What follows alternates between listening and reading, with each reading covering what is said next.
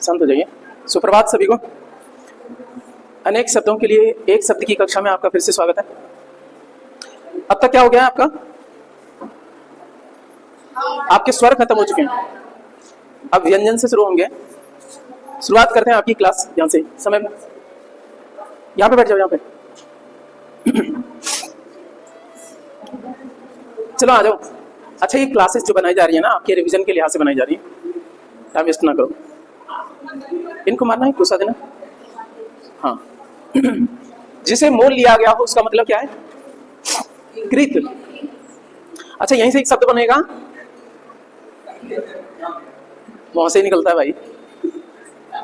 क्रय शब्द सुना है आपने, खरीदना, वहीं से थोड़ा मिलता जुलता समझो। कृत क्या हो जाएगा?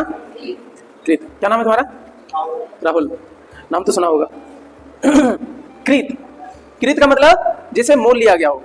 इसका वाक्य प्रयोग करना घर पे। कोई बचपन में आपने सुना है ना, कहते थे उसको चिढ़ाने के लिए, देखो ना 2 रोटी में मोल लिया गया था। मोल की जगह पे क्या बोलोगे? कृत।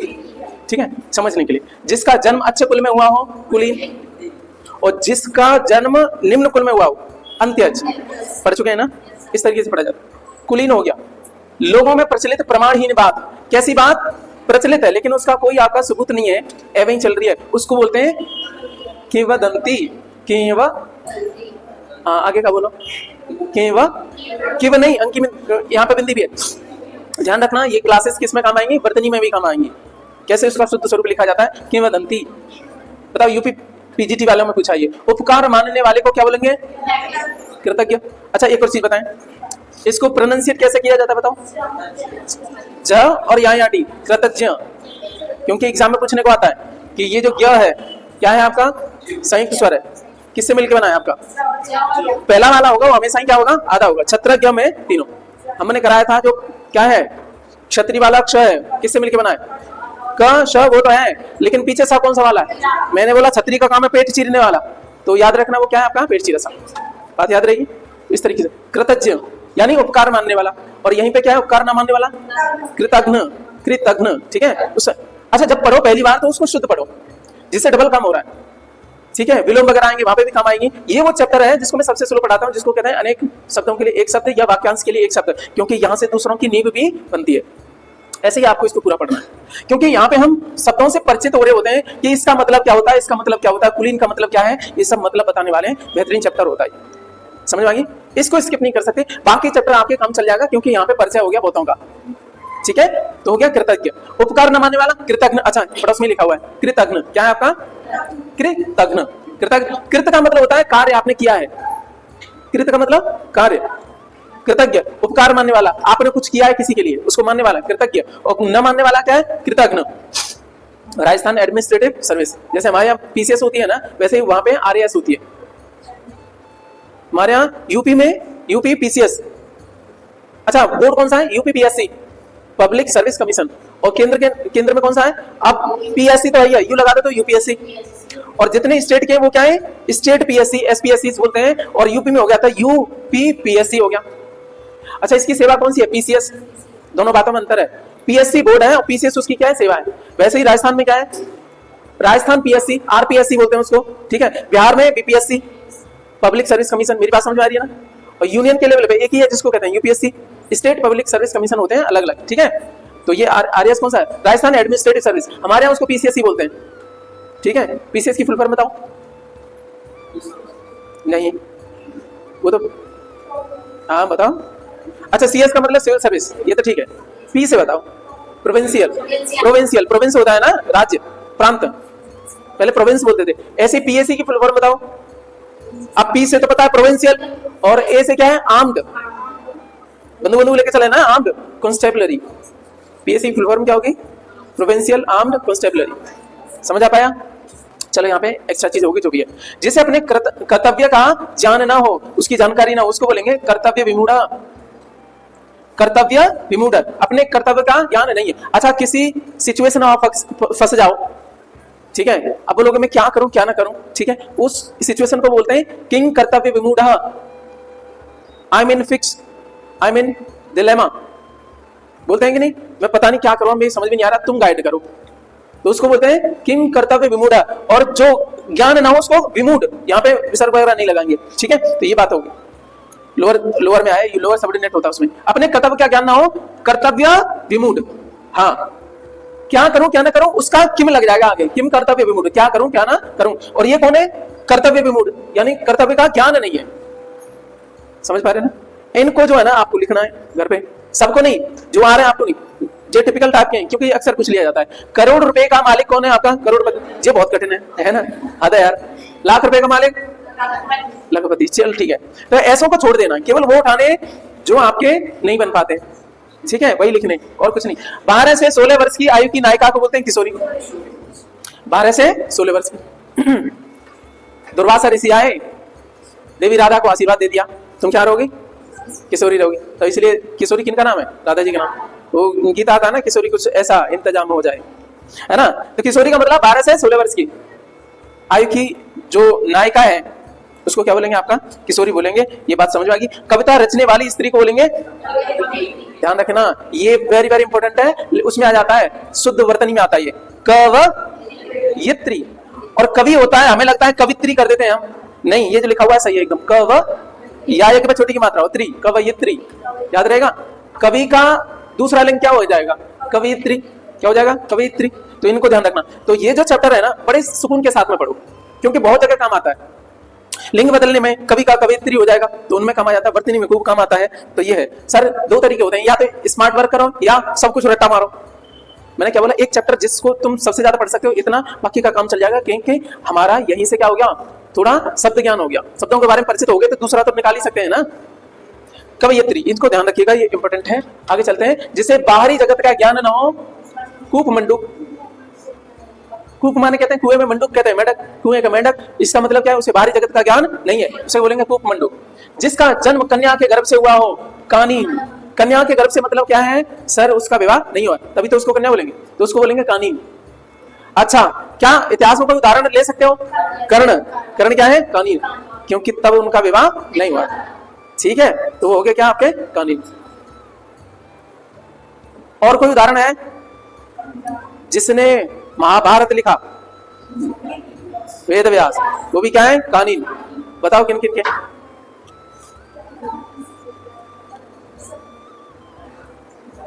बताओ।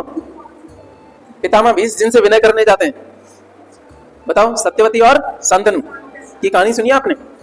तो माता सत्यवती मछुआरन थी, उन्हें पता ही नहीं है। बाद में जब ये सब खत्म हो गए, पितामह 20 बच्चे हैं और शांतनु ने पहले ही निपट लिया, सारे बच्चे खत्म हो गए, उनसे हुए शांतनु से। अब वो कहती है बेटा तुम ही बन जाओ, कहानी याद है? तो वो कहते हैं नहीं जी मातेश्री, हम तो पहले ही बोल चुके हैं, हम ब्याह नहीं करेंगे और राजा भी नहीं बनेंगे। अब क्या वो वंश कैसे चले, तो उन्होंने बताया था, देखो जो लेडीज है ना, इनके लिए क्या है, जुगाड़ करो। मेरा एक बच्चा है, क्या नाम है उसका, वेद व्यास। कहाँ है कि कुंवारे पे हुआ था, किनसे, ऋषि किनसे, नाम बताओ, बताया था मैंने, पाराशर से। ठीक है, तो वेद व्यास भी क्या है, कानी में। शादी थोड़े ना हुई थी, शादी तो बाद में हुई थी शांतनु से, है ना, जे कांड करे उन्होंने। तो ये कौन, कानीन कौन हो गया, अरे याद कराने के लिए, जिसका जन्म कन्या के गर्भ से हुआ हो, कानीन। अब कौन सा आ गया आपका, क वाले, लगभग लगभग इंपोर्टेंट वाले खत्म हो गए। अब चलते हैं आपके ख पे। दूसरे के मत का विरोध, खंडन। दूसरे के मत का विरोध क्या कहलाता है, खंडन। ठीक है, किसी ने कोई स्टेटमेंट बोला, उसका क्या है, किसी ने थीसिस दी, आपने एंटीथीसिस दे दी, तो उसको क्या बोलेंगे, खंडन करना। नहीं, ये यहाँ पे गलत है, इसका ये सही होगा, उसको कहते हैं आपका खंडन करना। आकाश में विचरण करने वाला खेचर, ठीक है, क्या है आपका, खेचर, आकाश में विचरण करने वाला। और नभ में विचरण करने वाला नभचर, ठीक है, उस तरीके से समझिएगा। जीवन के किसी एक पक्ष को लेकर लिखा गया काव्य, किसी एक पक्ष को लेकर के खंड काव्य, क्या बोलेंगे उसको, खंड काव्य। रामायण में कई खंड हैं, देखें, उत्तरकांड, ये कांड, वो कांड, उनको, ठीक है, अलग अलग खंड हैं उसके, ठीक है। तो जीवन के किसी एक पक्ष को लेकर के लिखा गया काव्य खंड काव्य कहलाता है। जो भवन गिर गया हो, खंडहर, जो भवन गिर गया हो वो क्या है, खंडहर। कोई दिक्कत है? अच्छा, इनमें एक और चीज है, एक और रिवाइज कर लो, और जो सिंपल वाले हैं उनकी टेंशन मत लो। और इसमें जोड़ी चाहिए भाई, पढ़ाई लिखाई में कम से कम 2 लोग हों, 2 से ज्यादा नहीं होने चाहिए। 2 लोग होते हैं तभी पढ़ाई होती है, ठीक है, और 2 से ज्यादा हुए तो फिर पढ़ाई नहीं चुगली होती है। समझ आ रही है ना? ओके, सो ये हमारी होगी बात। आगे चलते हैं आपके ग पे। हाथी की तरह चाल वाली स्त्री, गजगामिनी। कौन है आपकी, गजगामिनी, ठीक है, ध्यान रखना। गज कहते हैं गमन करने वाली, ठीक है। आगे चलिए, जिसके सिर पर बाल ना हो, टकला। अच्छा, गंजा है, चलो सही है। क्या है बालों, ये बहुत कठिन है। अबे हटाओ ना इनको, एक बार पढ़ने के बाद में फिर दोबारा उन्हीं को उठाओ जो आपको नहीं आ रहे हैं। ये सबके अलग अलग होते हैं, इसलिए इनको हमने लिखा है नहीं, बस इसको देखना है। और ये सब मिल जाएगा आपके किस पे, टेलीग्राम चैनल पे, ठीक है। सारे की लिस्ट पड़ी हुई है, कोई किताब नहीं खरीदनी, कोई कुछ नहीं। इनको जो है ना उतना ही लिखना है जितनी आपको नहीं आ रहा है, जो आ रहा है उनको हटाते जाओ, समझ आएगी ना। तो एक यहाँ पढ़ाई हो गई, फिर आप जब उनको जो देखोगे याद करोगे तब हो गई, तो 3-4 रिवीजन हो गए। फिर क्या करना है, उसी को लिखना है जो नहीं आ रहा है। गंजे के बाद में आकाश चुम्बने वाला गगनचुंबी। कुछ इमारतें होती हैं बहुत लंबी लंबी होती हैं, तो हम उनको बोलते हैं क्या, गगनचुंबी इमारत है, ठीक है। ओके, ये हो गया गगनचुंबी। आगे आ जाओ, घ वाला, घास छीलकर जीवन निर्वाह करने वाला घसियारा, ठीक है। तुम ढंग से पढ़ोगे नहीं तो क्या है, घसियारा ही बनोगे, ठीक है। घसियारा कौन, घास छीलने वाला, ठीक है। जीवन निर्वाह करने वाला, घूस लेने वाला घूसखोर। ये सब कठिन है ना, तो सिंपल है यार, एक बार पढ़ो खत्म करो इनको। घृणा का पात्र कौन है, घृणास्पद या घृणित, इनको ध्यान रख लेना। कुछ ऐसे होते हैं जो टिपिकल पढ़ेंगे एग्जाम में, उनको लिखना है, बाकी कुछ लिखना नहीं है। और फिर उनमें से भी जब आप बार बार रिवाइज करते रहोगे ना तो 1-2 ही रह जाएगा, फिर उसके बाद में कोई जरूरत नहीं पड़ेगी। तो घास छीलकर जीवन निर्वाह करने वाला घसियारा। आगे चलो, घृणा का पात्र कौन है, घृणास्पद या घृणित व्यक्ति। कहते हैं ना ये तो बहुत घृणित व्यक्ति है ना, घृणा का पात्र है, घिनियाई बातें करे है। अब चलते हैं आपके च वाले पे। च वाले में कुछ देखते हैं इंपॉर्टेंट वाले, सारे इंपॉर्टेंट नहीं होते हैं, आईएमपी वाले हमने देख लिए। चलिए, जिसके सिर पर चंद्रमा है, चंद्रशेखर या चंद्रमौली। भगवान शिव को भी बोला जाता है, भगवान शिव के नाम है चंद्रशेखर और चंद्रमौली। चंद्रमौली क्यों, जब आपको बरना बनाया जाता है, बरनी हुई, ठीक है, तो वो लगाई जाती है कि नहीं, कल की, है ना, चंद्रमौली। चंद्रमा जिसके मुकुट के रूप में या मौली के रूप में, उसको बोलेंगे चंद्रमौली, अर्थात भगवान शिव, है ना। जिसकी चूड़ा में चंद्रमा है, चंद्रचूड़, ठीक है। चंद्रचूड़ साहब हमारे क्यों नहीं, सीजे हैं अभी, हैं। जिसके चूड़ा में, चूड़ा कहते हैं आपके वे बालों का वो लगा देते ना चोटी में, है वे बालों को गुच्छा सा बना लेते हैं उसमें, उसको चूड़ा बोलते हैं। चंद्रचूड़ हो गया। कार्य करने की इच्छा, चिकीर्षा, इसको ध्यान रखना, कार्य करने की इच्छा। अच्छा, इच्छा वाले शब्द आएंगे, जीवन जीने की इच्छा, जिजीविषा। इच्छा से कुछ एक बनेंगे, ये शाह वाले शब्द आएंगे, तो इनमें बड़ी हिंट है। एक बार तुम रिवाइज करते रहोगे ना, फिर आपको खुद ही अंदाजा लग जाएगा। जिस पर चिन्ह लगाया गया हो, चिन्हित, इसको कर लेना तो थोड़ा हो गया, थोड़ा बदतमीज है। चिकित्सा हो गया, जिस पर चिन्ह लगा गया हो, चिन्हित। जहां से अनेक मार्ग चारों ओर जाते हो, चौराहा। वैसे तो रहता है चार जो राहों का समाहार, उस तरीके से बोला जाता है, ठीक है। लेकिन क्या है, अनेक मार्ग चारों ओर जाते हो। देखो असल बात क्या है, 4 राह हो तो चौराहा है, 5 हो तो क्या पचाराहा थोड़े ना बोलेंगे, उसको भी चौराहा ही बोलते हैं। इसलिए उसने क्या है, एक टेक्निकल शब्द बोला, जहां अनेक मार्ग चारों ओर जाते हो।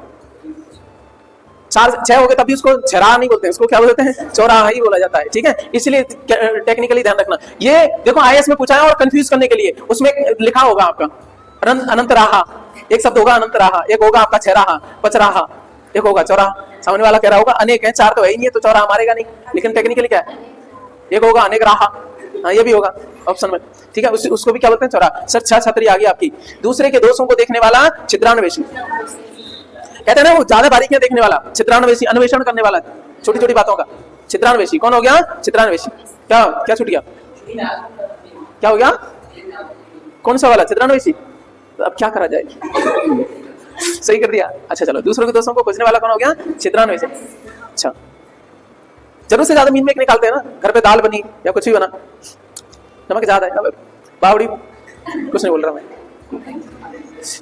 गुप्त रूप से निवास करने वाला, छद्मवासी। 2-4 दिन में उसको बनवाओ, सब पता पड़ जाएगी दाल कैसे बनती है ना, तो भूखे ही रह जाएंगे, है ना, बाद में फिर। तो छद्मवासी कौन हो गया, गुप्त रूप से निवास करने वाला, छद्मवासी।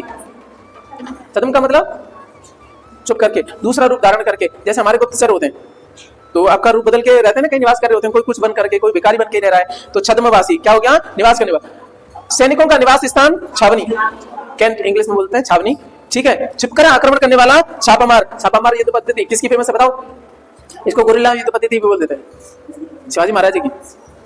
पत्थर गढ़ने का औजार, छेनी। ये भी बहुत कठिन है ना, सिंपल है, एक बार पढ़ो आगे बढ़ जाओ, ठीक है। तो और देख लेते हैं एक बार, च के बाद में च यहाँ थोड़ा देख लेते हैं, चवरता हो जाएंगे फिर हमारी, शायद एक क्लास और होगी, ये सब खत्म हो जाएंगे। पेट की अग्नि को बोलते हैं जठराग्नि। क्या बोलते हैं, अच्छा अग्नि एक 2-3 तरह की है, एक होती है दावाग्नि, का मतलब क्या होती है? जंगल की आग। अच्छा ये बताओ, तो समुद्र में लगी आग, हाँ वडवाग्नि, याद है ना, एग्जाम में 2-3 पूछे जाते हैं, एक ही जगह काम कर। जठराग्नि, जठर रस निकलता है कहां से? आपका पेट से, समझ आ रहा है ना, वहां से ध्यान रखना। तुम्हें भूख लगे तब कैसा लगता है ना? अच्छा आपका डाइजेशन नहीं हो रहा है, इसका मतलब कौन सी अग्नि कमजोर हो गई आपकी? जठराग्नि। नहीं होता क्या जठराग्नि? पेट की आग तो भयंकर है, उसी के लिए तो तुम बैठे हो यहाँ पे, है ना, पेट की भूख मिटाने के लिए। तो सर चलेगा, पेट की अग्नि होगी, जठराग्नि होगी। आरो यार पूछा इन्होंने, जानने की इच्छा, जिज्ञासा या जिज्ञासा, लोकली जिज्ञासा बोलो, बट टेक्निकली बोलोगे तो जिज्ञासा, ठीक है, जानने की इच्छा। ओके, जिंदा रहने की इच्छा, जिजीविषा। अच्छा इससे पहले क्या पढ़ा हमने? करने की इच्छा, बताओ, चिकीर्षा, चिकीर्षा, ठीक है। ओके, जिसका उच्चारण न किया गया हो, अनुच्चरित, ठीक है, सिंपल है। जो ज्यादा सिंपल है उनको छोड़ दो, आगे बढ़ जाया करो। जानने की इच्छा रखने वाला, जिज्ञासु, रखने वाला, और इच्छा बोले, सुनो ये क्या है, ये जानने की इच्छा जिज्ञासा, और रखने वाला तो जिज्ञासु हो जाएगा। थोड़ा टेक्निकल अंतर ध्यान रखा करो उन चीजों में, और ज्यादा जल्दी नहीं करनी है एग्जाम में। 1 मिनट है उसके लिए तो कम से कम आधा मिनट तो दे ही दो ना उसको, है ना। ज्यादा जल्दी में सरल वाले जो छूट जाते हैं या गलत हो जाते हैं ना, उनका दुख ज्यादा होता है। एक और को कठिन वाला छूट जाए कोई दिक्कत नहीं है, जो सिंपल वाले होते हैं ना, और इन्हीं में ज्यादा गलती करते हुए हम। सरल है, उसने बोला जानने की इच्छा रखने वाला, तो वो क्या हो गया सर आपका? जिज्ञासु। और केवल इच्छा क्या है? जिज्ञासा। व्यक्ति आएगा तो जिज्ञासु हो जाएगा व्यक्ति। तो कितनी परीक्षा में पूछ डाला, देखो आईएएस में भी पूछ लिया है, पीसीएस वाले ने तो 8 में 10 में 12 में पूछा है, खूब जेल के पीछे है, जिज्ञासु वाला। जो अवैध संतान हो, जारज, कैसा है आपका? जारज। ओके, एक दत्तक होता है, एक औरस होता है। दत्तक कौन सा होता है? गोद लिया हुआ। ओके, जारज कौन सा होता है? अवैध संतान। चलो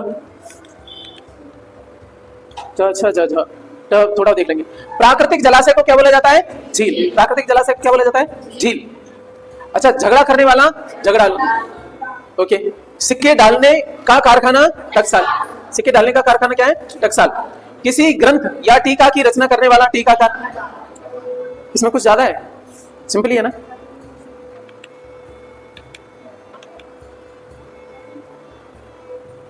ठीक है, तो आज के लिए यहीं रुकते हैं, अगली क्लास में मिलेंगे, मौका मिलेगा तो। कल का तो संभवतः क्या है?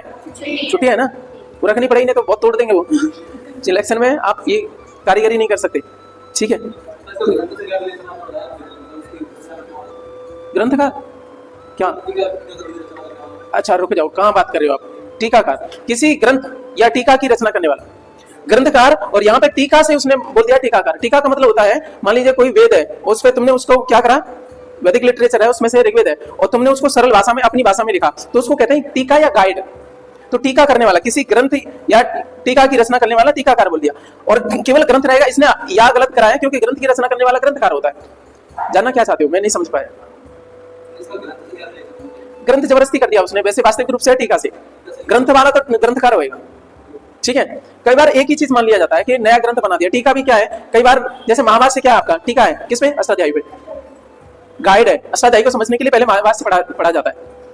अष्टाध्यायी किसने लिखा है? पाणिनि ने, ठीक है। लेकिन महाभारत किसने लिखा है? पतंजलि साहब ने। पाणिनि के अष्टाध्यायी को समझने से पहले आपको महाभारत से पढ़ना पड़ेगा, क्योंकि वो सरल भाषा में समझाया गया है। दोनों विद्वान एच वाले, उम्मीद है समझे होंगे, ठीक है। कोई दिक्कत? बाकी कोई समस्या हो तो बता देना, ऑफलाइन अभी क्वेश्चन सेशन भी रहेगा, चलेगा।